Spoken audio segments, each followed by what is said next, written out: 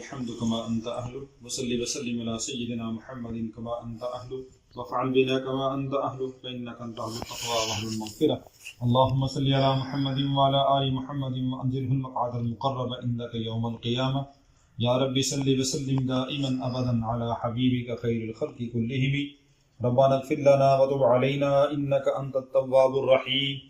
اللهم اغفر لنا ولوالدينا ولأساتذتنا ولجميع المؤمنين والمؤمنات والمسلمين والمسلمات الأحياء منهم والأموات.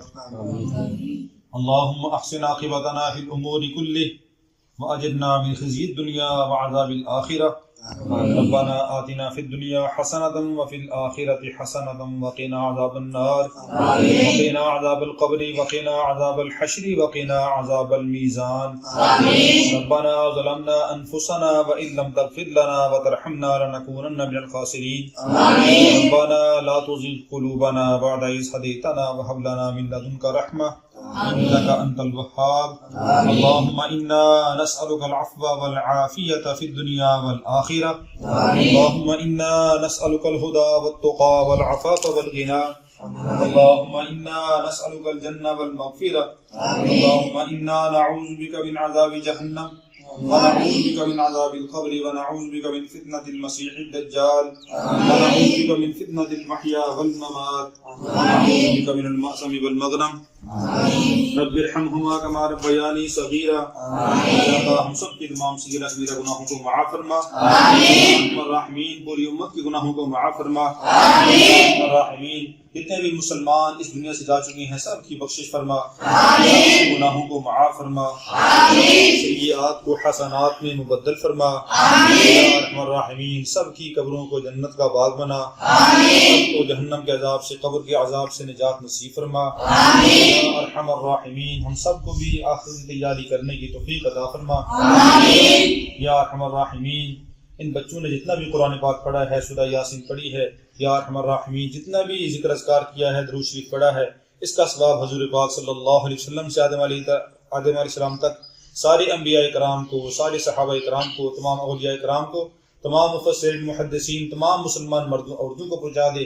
یا ارحم الراحمین ان کی درجات کو بلند فرما. ان میں سے جو مسلمان گناہگار ہیں ان کے گناہوں کو معاف فرما. ارحم الراحمین اس کام با کی برکت سے، ذکر اذکار کی برکت سے یا ارحم الراحمین سب کی درجات کو بلند فرما. یا ارحم الراحمین خصوصاً یہ جو باجی نازیہ نے یا اللہ ان بچوں کا اکرام کیا ہے، ان کو کھانا کھلایا ہے، ان کا کھانا کھلانا ان بچوں کو قبول فرما. یا ارحم الراحمین انہوں نے اپنے فیملی کی طرف سے کھانا کھلایا ہے، اپنے اعزا قارب کی طرف سے، ان کی فیملی میں سے جس نے بھی جتنا حصہ ڈالا ہے یا اللہ سب کو اجر عظیم عطا فرما.